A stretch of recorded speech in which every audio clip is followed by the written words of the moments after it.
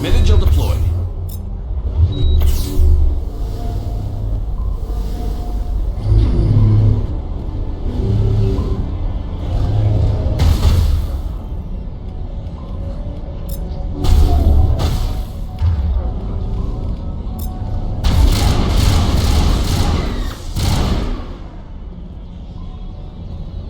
All clear.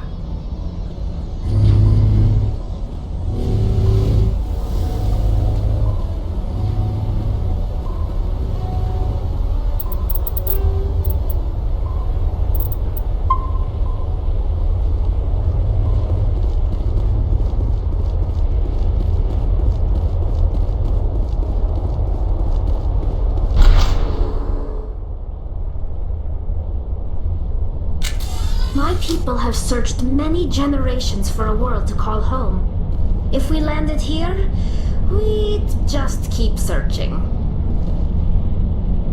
Nothing but rocks, dirt, and lava. Reminds me of home.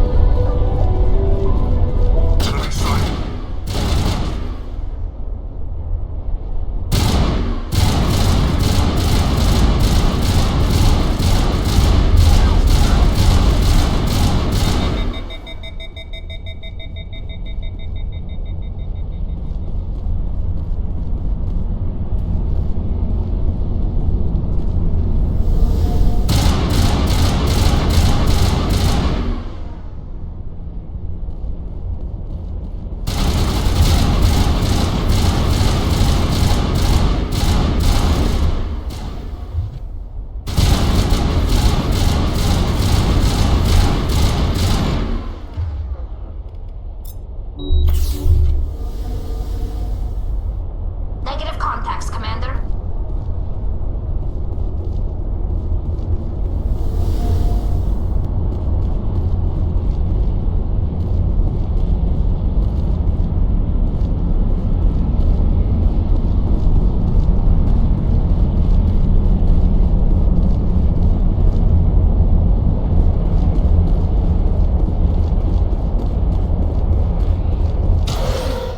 It looks like this cavern formed around the ruin, after it was built.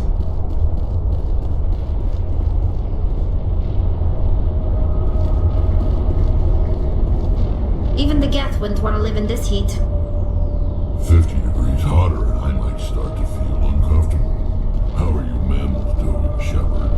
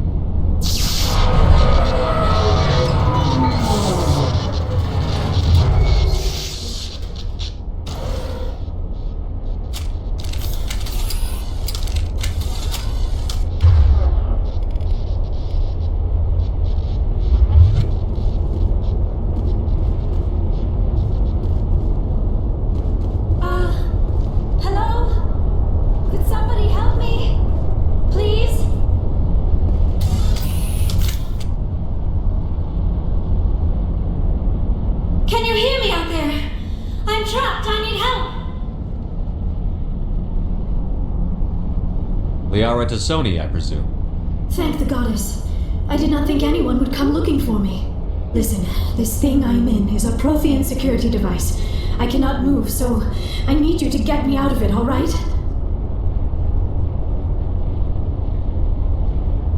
How'd you end up in there? I was exploring the ruins when the Geth showed up, so I hid in here. Can you believe that? Geth, beyond the veil! I activated the tower's defenses. I knew the barrier curtains would keep them out. When I turned it on, I must have hit something I wasn't supposed to. I was trapped in here. You must get me out, please! Your mother is working with Saren. Whose side are you on? What? I am not on anybody's side. I may be Benezia's daughter, but I'm nothing like her. I have not spoken to her in years. Please, just get me out of here. We just need to figure some way past this energy field. It's a Prothean barrier curtain. I knew it would keep me safe from the Geth. When I turned it on, I must have hit something I wasn't supposed to. I was trapped in here. You must get me out, please! Any suggestions on how we can help? There is a control in here that should deactivate this thing. You'll have to find some way past the barrier curtain. That's the tricky part. The defenses cannot be shut off from the outside. I don't know how you'll get in here. Be careful. There is a Krogan with the Geth. They have been trying different ways to get past the barrier.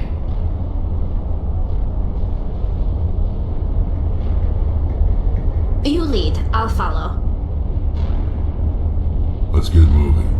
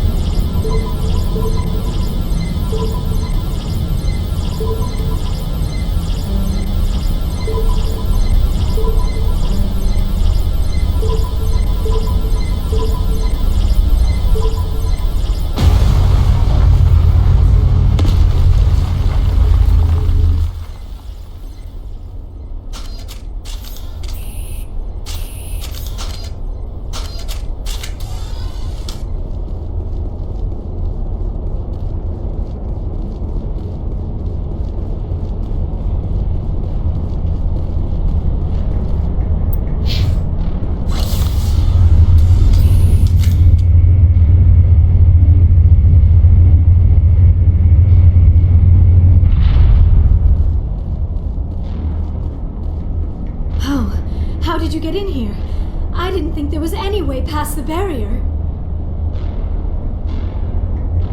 We blasted through with the mining laser. Of course. Yes, that makes sense.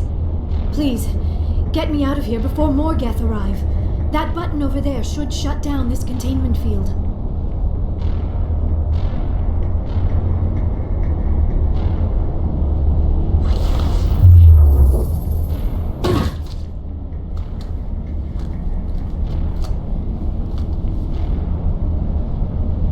Any idea how we get out of this place? There is an elevator back in the center of the tower. At least I think it's an elevator. It should take us out of here. Come on! I still cannot believe all this. Why would the Geth come after me? Do you think Benezia's involved? Seren's looking for the conduit. You're a Prothean expert. He probably wants you to help him find it. The conduit? But I don't know. What the hell was that? These ruins are not stable. That mining laser must have triggered a seismic event. We have to hurry. The whole place is caving in. Joker, get the Normandy airborne and lock in on my signal. On the double, mister. Aye, aye, Commander. Secure and away. ETA 8 minutes. He needs to move faster. If I die in here, I'll kill him.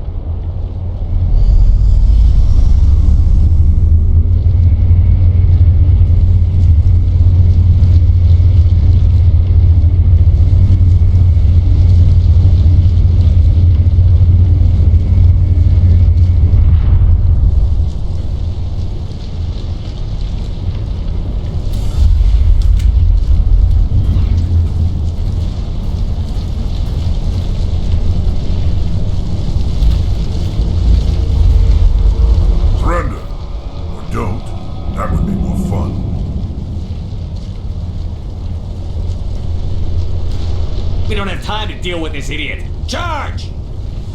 I like your attitude.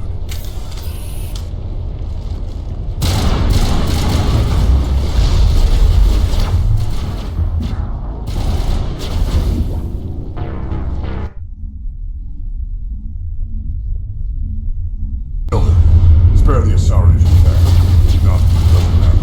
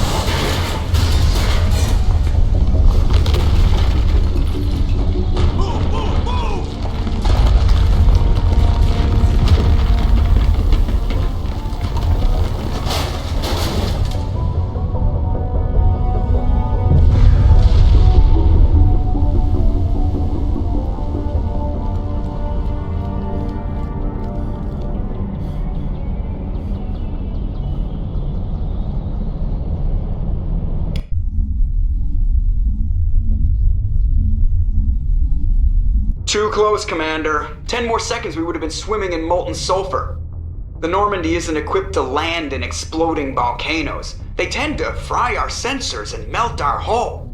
Just for future reference. We almost died out there and your pilot is making jokes? Sometimes Joker's a real ass. Just try to ignore him. I see. It must be a human thing. I don't have a lot of experience dealing with your species, Commander. But I am grateful to you.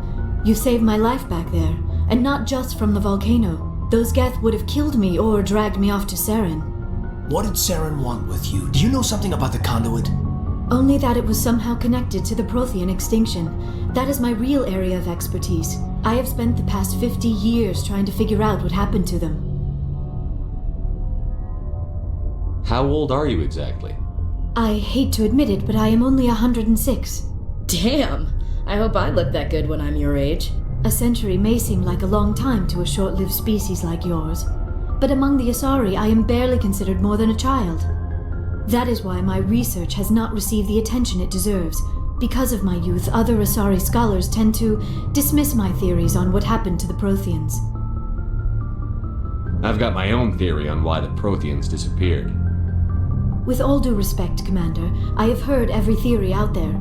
The problem is finding evidence to support them. The Protheans left remarkably little behind. It is almost as if someone did not want the mystery solved.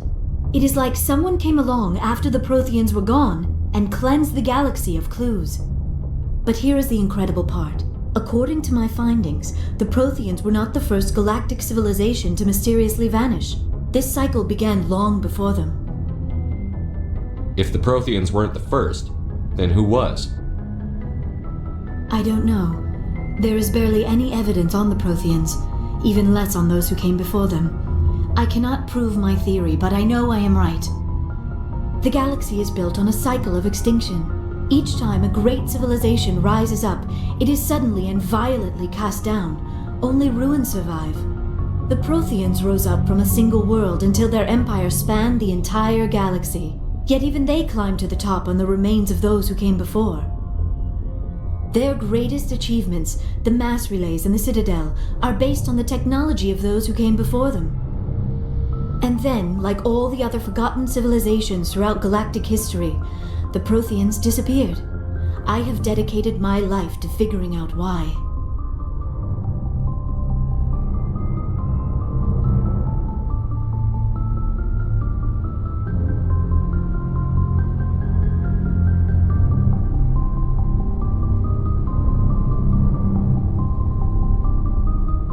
They were wiped out by a race of sentient machines. The Reapers. The Reapers? But I have never heard of. How do you know this? What evidence do you have? There was a damaged Prothean beacon on Eden Prime. It burned a vision into my brain. I'm still trying to sort out what it all means. Visions? Yes, that makes sense.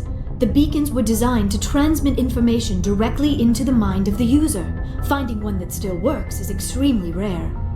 No wonder the Geth attacked Eden Prime. The chance to acquire a working beacon, even a badly damaged one, is worth almost any risk. But the beacons were only programmed to interact with Prothean physiology. Whatever information you received would have been confused, unclear. I am amazed you were able to make sense of it at all. A lesser mind would have been utterly destroyed by the process. You must be remarkably strong-willed, Commander. Okay, this isn't helping us find Saren or the conduit. Of course, you're right. I am sorry, my scientific curiosity got the better of me. Unfortunately, I do not have any information that could help you find the conduit, or Saren. I don't know why Saren wanted you out of the picture, but I think we'll be a lot better off if we bring you along. Thank you, Commander. Saren might come after me again. I cannot think of anywhere safer than here on your ship. And my knowledge of the Protheans might be useful later on. And her biotics will come in handy when the fighting starts.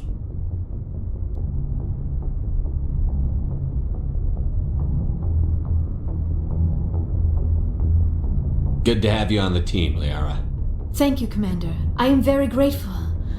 Oh, I am afraid I am feeling a bit lightheaded. When was the last time you ate or slept? Dr. Chakwa should take a look at you.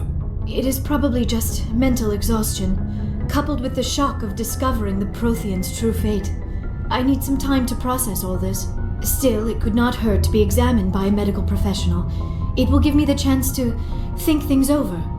Are we finished here, Commander? Go see the doctor. The rest of you, dismissed. Mission reports are filed, Commander. You want me to patch you through to the Council? Patch him through, Joker. Setting up the link now, Commander. We've received your report, Commander. I understand Dr. Tassoni is on the Normandy. I assume you're taking the necessary security precautions. Liera's on our side. The Geth were trying to kill her. Vignesia would never allow Saren to kill her daughter. Maybe she doesn't know. Or maybe we don't know her. We never expected she could become a traitor. At least the mission was a success.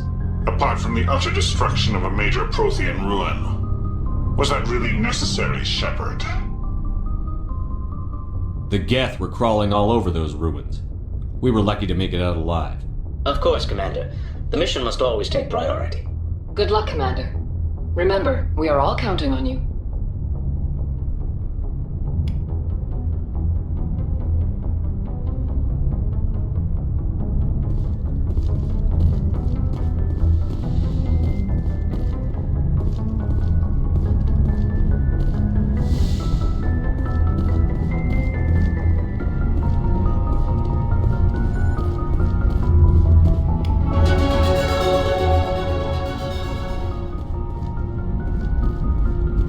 I prefer gold to silver, you know, for my medal. I figured you'd recommend me for one since I pulled your boots out of the fire.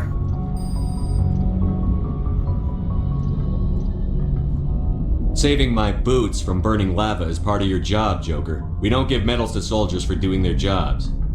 That figures. Just get me a nice card and a cake. No coconut, though. I hate that crap. So, Commander, why don't you tell me why you're really here? How's the Normandy performing? Is she everything they said she'd be? She's the best ship in the fleet. If you've got a pilot who knows how to handle her. Balance isn't what you'd expect. Takes a while to get used to that oversized drive core we got stuffed in the back, and her power can sneak up on you if you're not careful. The Normandy's probably too much ship for your average Alliance pilot, Commander. Lucky for you, I'm anything but average.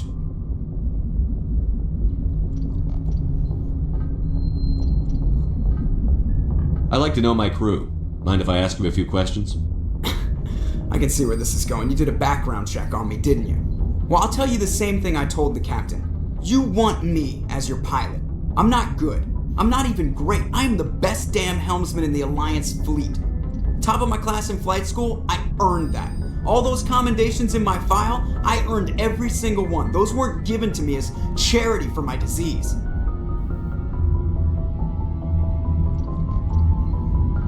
What are you talking about? Are you sick? You mean you didn't know? Oh, crap. Okay, I've got Vrolik syndrome, brittle bone disease. The bones in my legs never develop properly. They're basically hollow, too much force and they'll shatter. Even with crutches and my leg braces, it's hard to get around. One wrong step and crack! It's very dramatic. But I've learned to manage my condition, Commander. Put the Normandy in my hands and I'll make her dance for you. Just don't ask me to get up and dance unless, you know, you like the sound of snapping shin bones. I need to know more about this Vrolik syndrome if I'm putting my ship in your hands. Yeah, of course you do. It's an extremely rare condition. Nobody knows exactly what causes it. Genetic, maybe. It's treatable, but there's no cure. They classify my case as moderate to severe. I was born with over a dozen fractures, hip, thighs, ankles. My bones were already breaking in the womb. 100 years ago, I wouldn't have survived past my first year. Lucky for me, modern medical science has turned me into a productive member of society. You're not gonna break a bone trying to fly the ship, are you?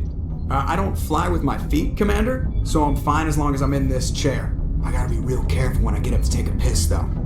I can do my job as well as anyone on the ship. Better, actually. So don't worry about it.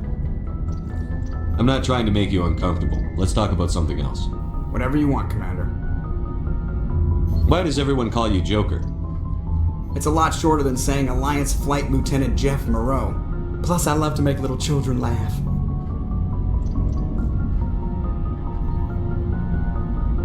You're dodging the question. Look, I didn't pick the name. One of the instructors in flight school used to bug me about never smiling. She started calling me Joker, and it stuck. Why didn't you ever smile? Hey, I worked my ass off in flight school, Commander. The world's not gonna hand you anything if you go around grinning like an idiot. By the end of the year, I was the best pilot in the academy, even better than the instructors, and everybody knew it. They'd all got their asses kicked by the sickly kid with the creaky little legs. One guess who was smiling at graduation?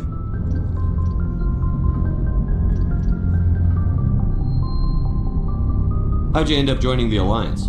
Look, if you're looking for an inspirational tale of the crippled kid overcoming impossible odds, you're gonna be disappointed. My mother was a civilian contractor working for the Alliance. I basically grew up on the Arcturus station back when they were building up the fleets. Spend all that time around Alliance ships, there's a good chance you'll end up going to the Academy. I have to go. Alright, see ya.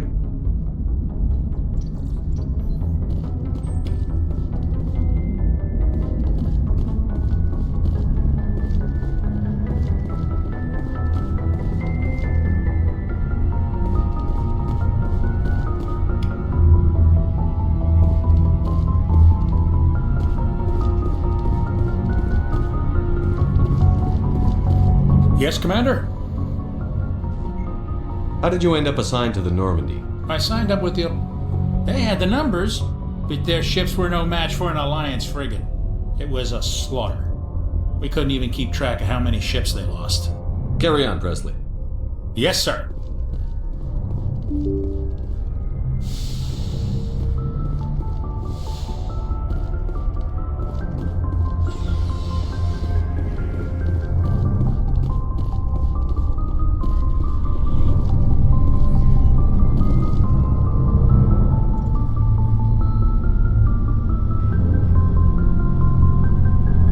Anything you need, Commander?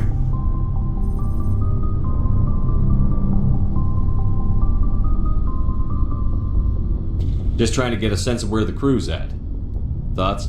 Is this an official evaluation, Commander? Or off the record? Alright. Let's label it officially off the record. Got something on your mind? Straight up, there's something wrong with all of this. This Saren is looking for records on some kind of galactic extinction, but we can't get backup from the Council? Sorry, Commander.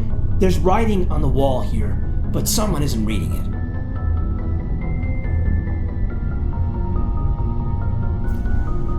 The Council doesn't want to believe anything's wrong. I'd call it human nature, but... I hear you. It just seems like a group that's been around as long as the Council should see this coming. Sorry if I got too informal. Protocol wasn't a big focus back in Bot. Tell me about it. Biotic acclimation and temperance didn't last past the airlock. To the kids they hauled in, it was brain camp. Sorry, hauled in is unkind. We were encouraged to commit to an evaluation of our abilities so an understanding of biotics could be compiled. There are worse results of accidental exposure to element 0 in the womb. Beats the brain tumors some kids grew up with.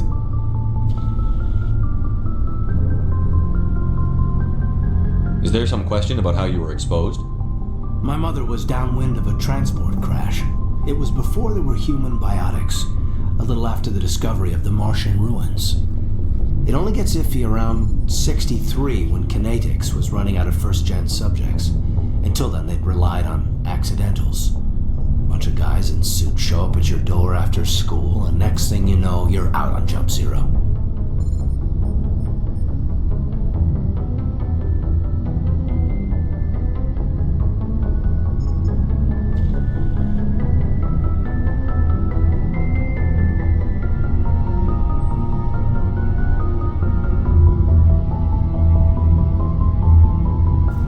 There were other kids in the same boat, right? At least you weren't alone out there. That's true. We did have a little circle that'd get together every night before lights out. We didn't have much to do, though. It was a research platform then, and Kinetics kept Jump Zero off the extranet to prevent leaks.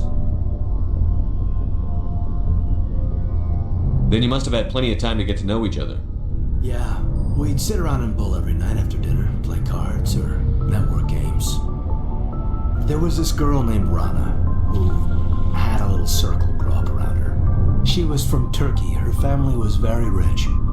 But she was smart and charming as hell. Beautiful. But not stuck up about it. I think you'd have liked her. Sounds like she was special to you. She was. Maybe she felt the same.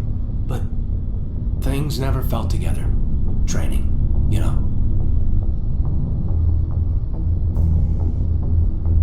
You know of any intentional exposures for certain? No one knows. Doesn't mean they didn't happen. As big as the exposures were, it was hard to track down accidentals. It was different then. No one knew the potential, so there wasn't a lot of regulation. Anything kinetics did was gold. I'm not saying they intentionally detonated drives over our outposts, but in retrospect, they were damn quick on the scene.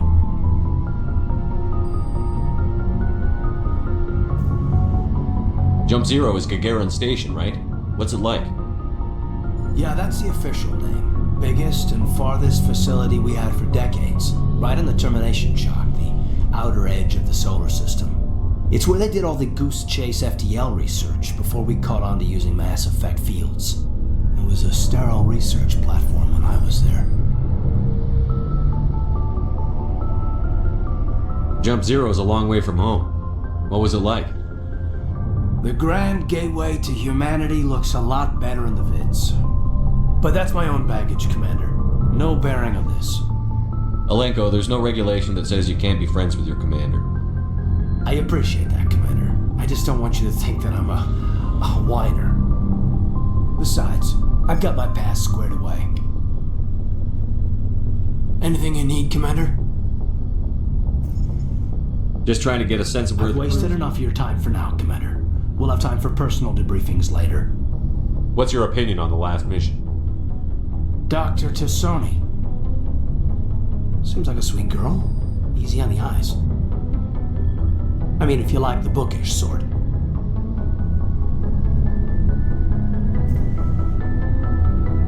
Any intentions there, Lieutenant? No, Commander. Just art appreciation. We'll talk another time, Lieutenant. Commander?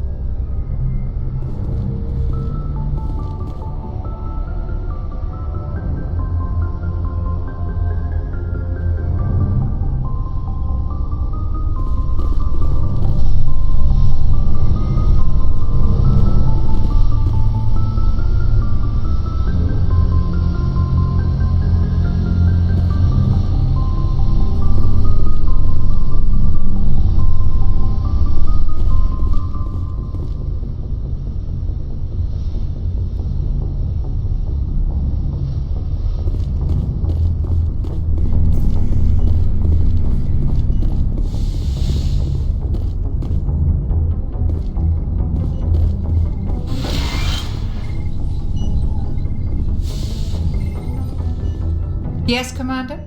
Is there something you need? How well do you know the Lieutenant? I'd never worked with him before this mission. But he tends to keep to himself, though. Maybe because of the headaches. It's not easy being an L2. I should go. Goodbye, Commander.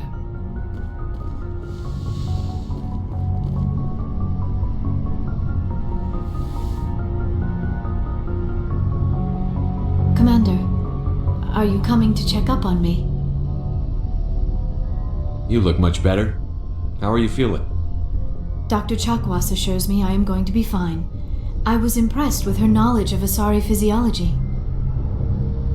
Alliance medical personnel take courses in alien biology, just in case. I never properly thanked you for saving me from the Geth, Commander. If you hadn't shown up... I had to save you. You can help me stop Saren.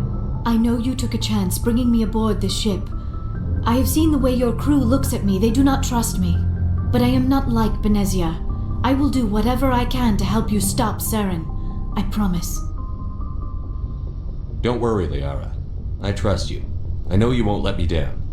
It means a lot to hear you say that, Commander. Thank you. Do you know why Benezia joined up with Saren? I don't understand it. She was always outspoken about the need for the Asari to become more involved in shaping galactic events. Maybe she thought allying herself with Saren would somehow be for the greater good in the long run. At least I hope so.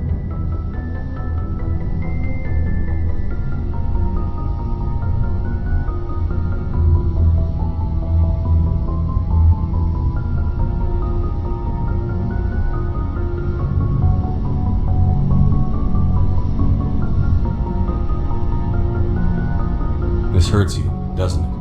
None of this makes any sense to me. I have not spoken to Benezia in many years, but I know her, and this was not like her. Something changed. I'd like to know more about the Asari. We were the first species to discover the Citadel. We were instrumental in forming the Council, and we always strive to be the voice of peaceful cooperation in galactic disputes. My people believe we are all part of a single galactic community. Each species contributes something to the greater whole. Although we seek to understand other species, it seems few of them seek to understand us. The galaxy is filled with rumors and misinformation about my people. Like what? Most of the inaccuracies are centered around our mating rituals. My species is monogendered. Male and female have no real meaning for us. We still require a partner to reproduce. This second parent, however, may be of any species and any gender. I don't understand. Your species can mate with anyone? Mating is not quite the proper term, not as you understand it. Physical contact may or may not be involved, but it is not an essential element of the union. The true connection is mental. Our physiology allows us to meld with other beings. We can touch the very depths of their minds. We explore the genetic memory of their species. We share the most basic elements of their individual and racial identities. We then pass these traits on to our daughters. It is how we learn to grow as a species and how we develop a greater understanding of other races. What happens to your partner after the union? Every relationship is different. Some unions are a single encounter with both parents parting ways afterwards. Others can be more long-term. Sometimes an Asari and her partner will stay together for many decades. Do you know who Matriarch Benezia chose as her partner? She rarely spoke of her partner. Though I know my father, if you want to use that term, was another Asari.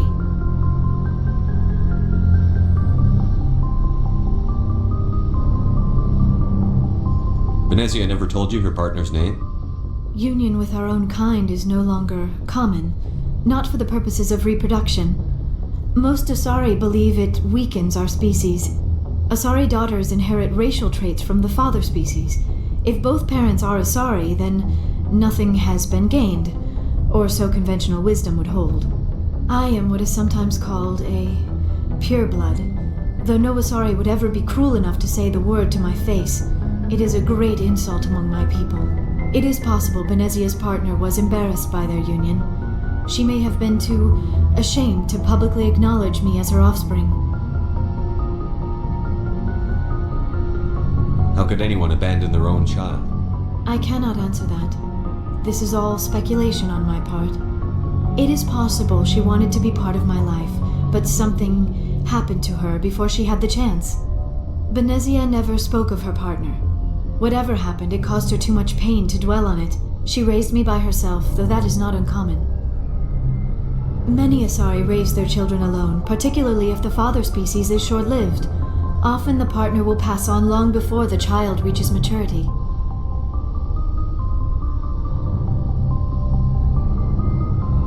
You Asari live for 1,000 years. What happens when your partner dies? Few sapient species live as long as my kind. We have learned to take a philosophical approach to our unions. We do not focus on the inevitable loss of our partners. Instead, we enjoy the time we spend with them. And even after they're gone, a part of them lives on in us. The union is a connection that transcends both time and space. I should go. Goodbye, Commander. I get the feeling you want to ask me something, Commander. Tell me about yourself, Liara. Me? I am afraid I am not very interesting, Commander. I spend most of my time on remote digs, unearthing mundane items buried in long-forgotten Prothean ruins. You must enjoy something about it. I love my work. Seeking out history's lost secrets has a special appeal for me. You were actually touched by working Prothean technology. That is why I find you so fascinating, Commander. Sounds like you want to dissect me in a lab somewhere. What? No! I did not mean to insinuate.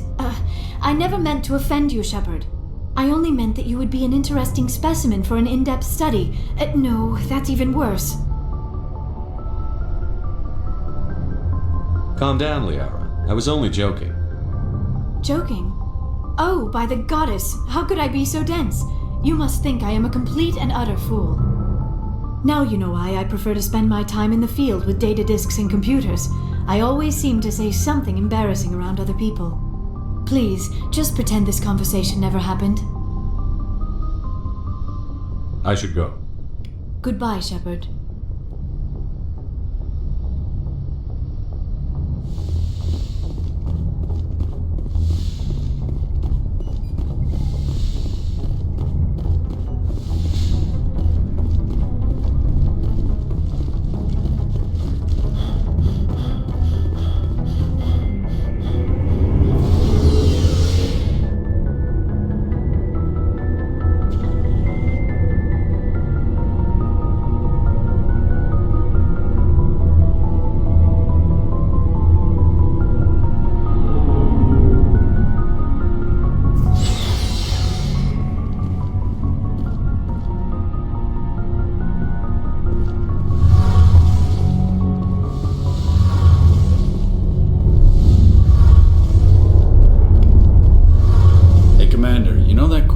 Tally, she's been spending all her time down here asking me about our engines.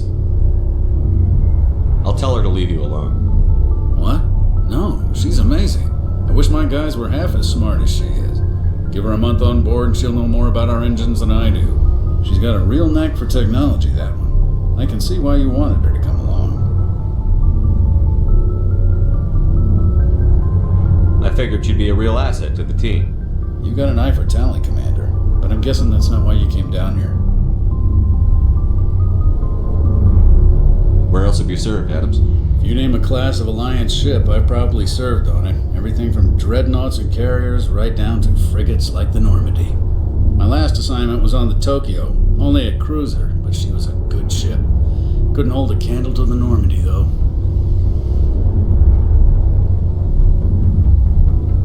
I want to know more about the Normandy. She's the best ship I've ever served on, probably the fastest vessel ever designed. And she's the only one using the new Tantalus drive core. What's so special about the Tantalus drive core?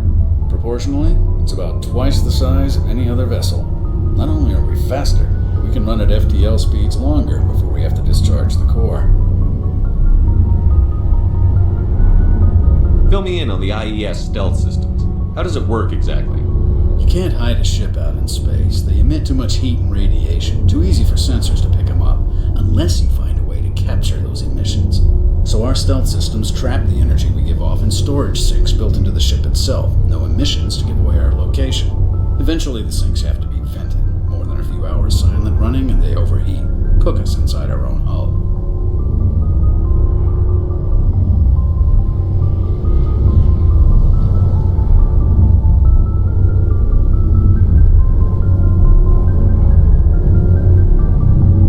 Anyone to detect us? A visual scan can still pick us up. Anyone looking out a window can see us plain as day. But you have to be pretty close to get an actual visual out in space. Most vessels rely on scanners. As long as the stealth systems are engaged, they can't see us. Not unless we accelerate to FTL speeds. Why doesn't it work with faster than light travel? Cranking up to FTL blue shifts our emissions, pushes them into frequencies too high to capture in the sinks. As soon as we make the jump, it's like setting off a flare. Sensors can pick up our location whenever we enter or exit FTL flight, but for short-range missions, our stealth systems are amazing, and we've got the only one. Carry on, Adams. Aye, aye, Commander. Your ship's amazing, Shepard. I've never never seen a drive core like this before. I can't believe you were able to fit it into a ship this small. I'm starting to understand why you humans have been so successful. I had no idea Alliance vessels were so advanced. The Normandy's a prototype. Cutting-edge technology. A month ago, I was patching a makeshift fuel line into a converted tug ship in the flotilla. Now, I'm sitting on board one of the most advanced vessels in Citadel space. I have to thank you again for bringing me along. Traveling on a vessel like this is a dream come true for me. I had no idea you found ship technology so interesting. It comes with being a Quarian. The migrant fleet is the key to the survival of my people. Ships are our most valuable resource. But we don't have anything like this. We make do with cast-offs and second-hand equipment. We just try to keep them running for as long as we can. Some of the fleet's larger vessels date all the way back to our original flight from the Geth. I can't believe your fleet's still using ships that are 3 centuries old. They're constantly being repaired, modified, and refitted. They aren't pretty, but they work. Mostly. We've tried to make ourselves as independent as possible on the flotilla, grow our own food, mine, and process our own fuel. But some things we just can't make on our own. A patch to maintain the hull integrity requires raw materials we just don't have. That's why our pilgrimages are so important. I want to know more about the pilgrimage. When my people reach maturity, we leave our birth ships and seek acceptance with a new crew. It's necessary to maintain genetic diversity among the fleet. But no ship wants to accept someone who will be a burden on them. So, to prove our worth, we embark on a pilgrimage. We set out alone, leaving the flotilla and our families behind us. We only return once we have found something of value we can bring back to the fleet. This is presented as a gift to the captain of the respective ship we wish to join. If the gift is accepted, we are welcomed into the crew. Can a captain choose to reject the gift? That doesn't happen often. Most captains are eager to increase the size of their crew. It increases their own standing in our society. Even when a gift is not particularly valuable, the captain usually accepts it out of a sense of tradition. However, there is a stigma to presenting a substandard gift. It's not the best way to make a good impression on a new community. Most pilgrims don't return until they find something worthwhile. I can't believe they just send you off alone. It's not like they just cast us out. Before we leave, we are given lessons in how to survive outside the flotilla, and given gifts to help us on our journey. We also receive implants to fight off sickness and disease. Generations of living in an isolated and highly controlled environment have left our immune systems weaker than most. By the time we leave the fleet, we are well equipped for the pilgrimage. This is a rite of passage for all Quarians. If it were dangerous, our numbers would suffer. Virtually every pilgrimage ends with a triumphant return and the ritual presentation of the gift to one of the fleet's captains. I want to talk about something else. Like what? Tell me about your people. Our lives aren't easy. Resources are scarce, and we are constantly on the move. Everything we do must in some way contribute to the continuation of the migrant fleet. There are 17 million Quarians in the flotilla, and each of us relies on the others for survival. The bonds among my people are strong. Unfortunately, we have had to surrender many of the freedoms and civil liberties other species take for granted. What kind of freedoms? Well, it's illegal for parents to have more than one child. If our population grows too much, it would strain our resources to their breaking point. Of course, we also can't allow our numbers to become too few. If our population is in decline, the rule against single births is temporarily repealed. In extreme cases of population decline, incentives are even offered to encourage multiple births, though the Conclave hasn't had to take such measures in nearly a century. That's your government. The Conclave is our civilian branch of government. Each ship can elect a representative to serve on the Conclave and make decisions that affect the fleet as a whole. On matters that affect an individual ship, however, the captain has the final say. It's a tradition that dates back to the early days, when the fleet was governed by martial law. Fortunately, most captains nowadays are smart enough to have an elected council from their crew to give them advice and guidance. So the ultimate power rests with elected officials. In practice, the Conclave and the respective council for each ship tend to set the rules that govern our daily lives. But in theory, we are still under military jurisdiction. The 5 top-ranking military officials in the fleet serve on the Admiralty Board. These 5 have the power to overrule any decision by the Conclave in case of emergency. To do so requires unanimous agreement among the Admiralty, and they can only do this once. After that, the entire board must resign their posts. It's a safeguard that served us well. In nearly 3 centuries, the Admiralty Board has only overruled the Conclave 4 times. I want to know more about the Geth. I doubt I can tell you anything you don't already know. It's been almost 3 centuries since they drove my people into exile. All I know is the story of their origins, what they were when we created them, and how they turned on us. Interesting. The Geth were originally created to serve as an automated manual labor force. Initially, their intelligence was as limited as any VI. Over time, we made small modifications to their programming to allow them to perform more varied and complex tasks, bringing them closer and closer to true AI status.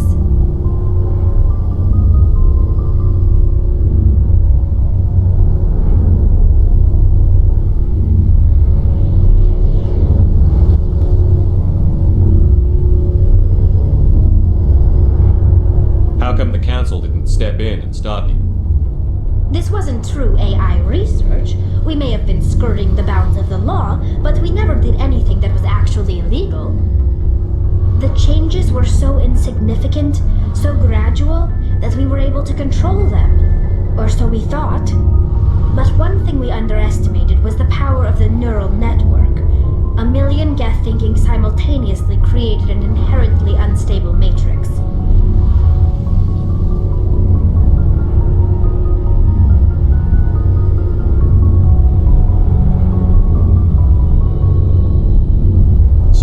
The Geth share brain power?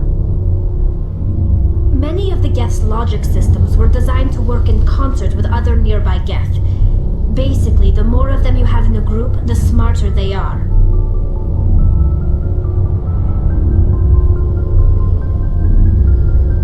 So there's some sort of group consciousness? No, nothing like that. They cannot share sensory data or information. Their programming cannot handle that much simultaneous input. Each Geth maintains an individual awareness and identity. The neural network only operates on a process-based level. It's basically the synthetic equivalent of a subconscious. But when they're in close proximity, they can coordinate low-level functional processes, freeing up more capacity for original or independent thought.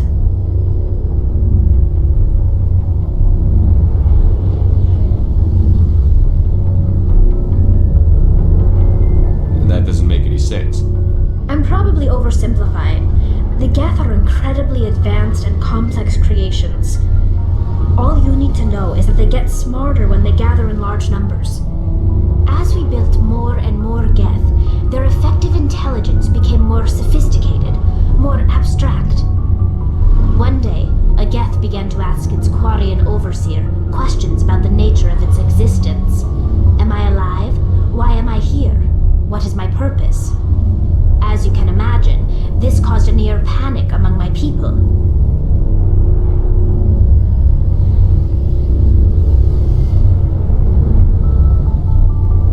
What did you do? It was inevitable the newly sentient Geth would rebel against their situation. We knew they would rise up against us, so we acted first. A general order went out across all Quarian-controlled systems to permanently deactivate all Geth. The Geth responded to this order violently.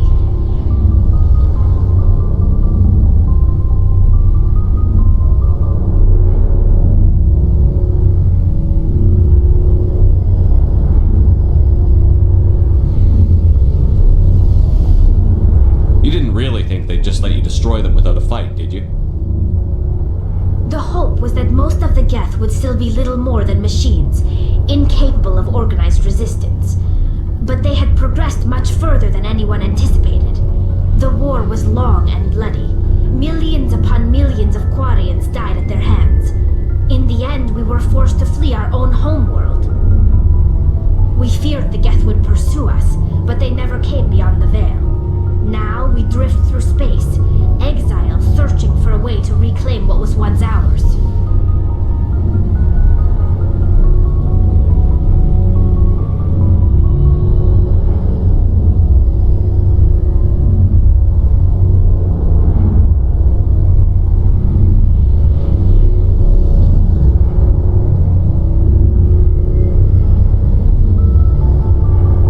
It's hard to feel sorry for you.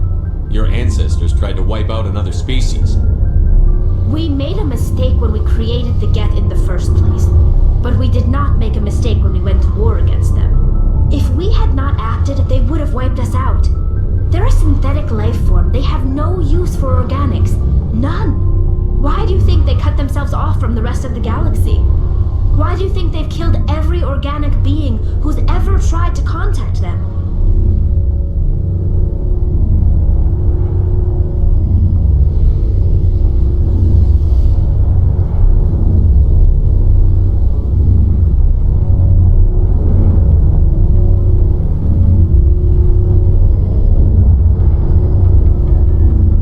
You make a good point. I'm sorry. I didn't mean to get so worked up. Most Quarians tend to have pretty strong opinions about the Geth. I should go. See you later.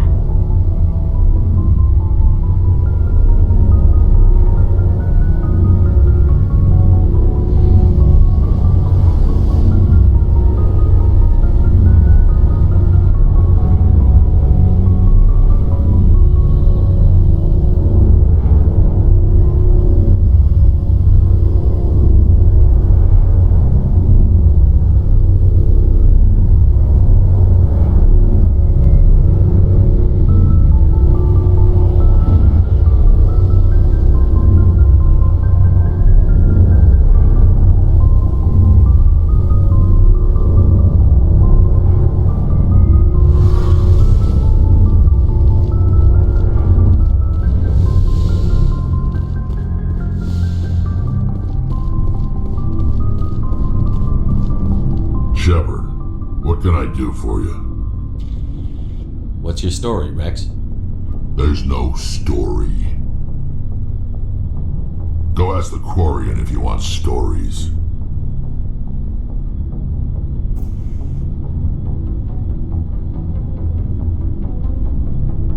You Krogan live for centuries. Don't tell me you haven't had a few interesting adventures. Well, there was this one time the Turians almost wiped out our entire race. That was fun. They tried the same with us, but we fought them off. It's not the same. It seems pretty much the same to me. So your people were infected with a genetic mutation? An infection that makes only a few in 1,000 children survive birth? And I suppose it's destroying your entire species? I suppose it isn't all the same. I don't expect you to understand, but don't compare humanity's fate with the Krogan. I was just making conversation. I wasn't trying to upset you. Your ignorance doesn't upset me, Shepard. As for the Krogan, I gave up on them long ago. The genophage infected us, but it's not what's killing us. What can you tell me about the genophage? Ask the Solarians if you want details. They made it. All I know, it makes breeding nearly impossible. Thousands die in stillbirth, and most never get that far. Every Krogan is infected, every one. And no one's rushing to find a cure. Why don't the Krogan try to find a cure? When was the last time you saw a Krogan scientist? You ask a Krogan, would he rather find a cure for the genophage or fight for credits? He'll choose fighting every time. It's just who we are, Shepard. I can't change that. Nobody can. Are your people really dying? We're sure not getting any stronger. We're too spread out. None of us are interested in staying in our own system. Lots of species have left their homes and prospered. But they go to colonize new worlds. We're not settlers. We're warriors. We want to fight. So we leave. Hire ourselves out. And most of us never go back. So long, Rex. Shepard. Shepard. Rex. Shepard. Rex. Shepard. Rex. Shepard. Rex. Shepard. Rex. Shepard. Rex. Shepard. Rex. Shepard. Rex. Shepard. Rex. Shepard. Rex. Commander, you have a minute to talk. I keep an open door policy. If you have any concerns, lay them on me. All right. I know things are different aboard the Normandy, but I'm concerned about the aliens, Vicarian and Rex. With all due respect, Commander, should they have full access to the ship?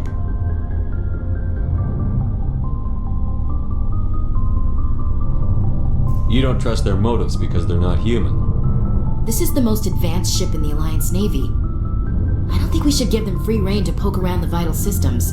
Engines, sensors, weapons.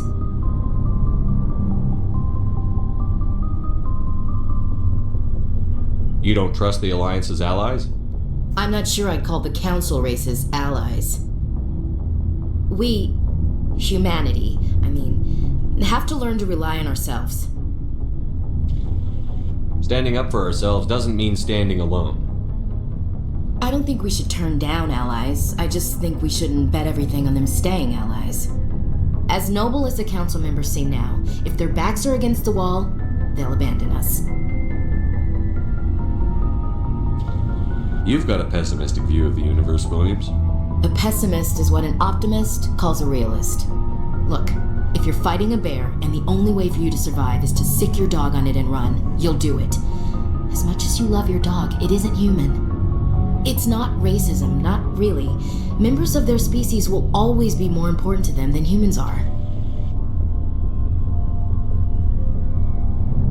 These seem like deeply held beliefs, Williams. What made you think this way? My family's defended the Alliance since it was founded. My father, grandfather, great-grandmother, they all picked up a rifle and swore the oath of service. I guess we just tend to think of Earth's interests as our own. All right. I can see where your concerns are coming from, Williams. But this is a multilateral mission. You're going to have to work with aliens, like it or not. It won't be a problem, Commander. You say jump, I say how high. You tell me to kiss a Turian, I'll ask which cheek. Would you kiss anyone I ordered you to? That depends, sir. If you ordered me to kiss a superior officer, that would be a violation of the regs concerning fraternization. That would make it an illegal order. I'd be required to decline and relieve you of command. Sir. What's your opinion on the last mission? Not sure I buy Dr. Tassoni's story about her and her mom not talking. They're family, right?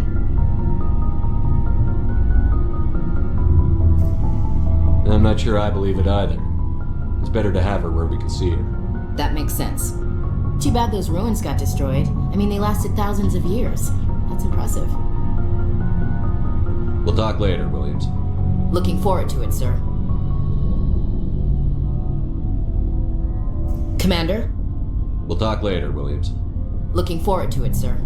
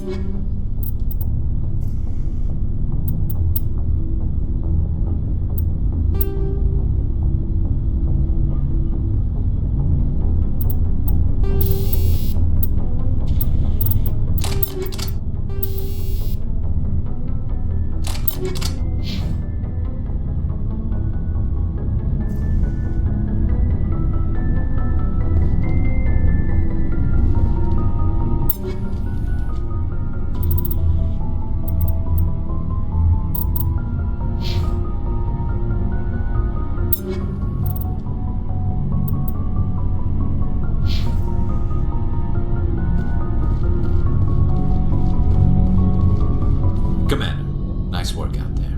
I knew working with a Spectre would be better than life at CSEC. Have you worked with a Spectre before? Well, no, but I know what they're like. Spectres make their own rules. You're free to handle things your way. At CSEC, you're buried by rules. The damn bureaucrats are always on your back. Being a Spectre does have its advantages. Exactly my point. If I'm trying to take down a suspect, it shouldn't matter how I do it, as long as I do it. But CSEC wants it done their way. Protocol and procedure come first. That's why I left. So you just quit because you didn't like the way they do things? There's more to it than that. It didn't start out bad, but as I rose in ranks, I got saddled with more and more red tape. CSEC's handling of Saren was typical. I just couldn't take it anymore. I hate leaving. I hope you made the right choice. I'd hate for you to regret it later. Well, that's sort of why I teamed up with you. It's a chance for me to get off the Citadel, see how things are done outside CSEC. Either way, I plan to make the most of this. And without CSEC headquarters looking over my shoulder, well, maybe I can get the job done my way for a change. If getting the job done means endangering innocent people, then no. We get the job done right, not fast. Got it? I wasn't trying to... I understand, Commander.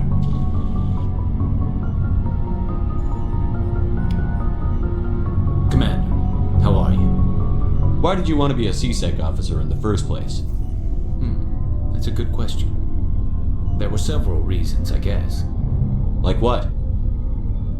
Probably the same as most officers. I wanted to fight injustice, wanted to help people. I guess my father had something to do with it too. He was CSEC, one of the best.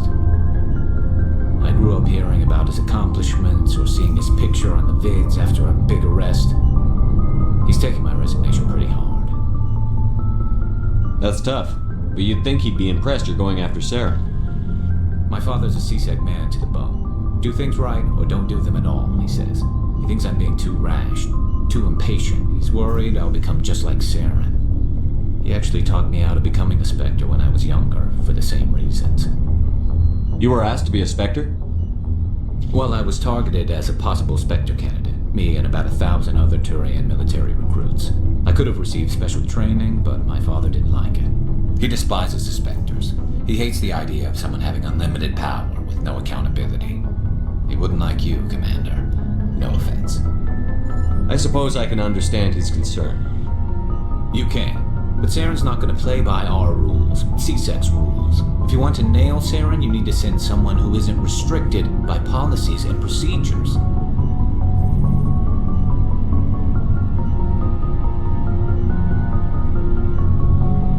Just because you can break the rules doesn't mean you should. I don't need to stoop to Saren's level to stop him. And neither do you, Garrus. I see what you mean, but I'll think about it. Thanks, Commander.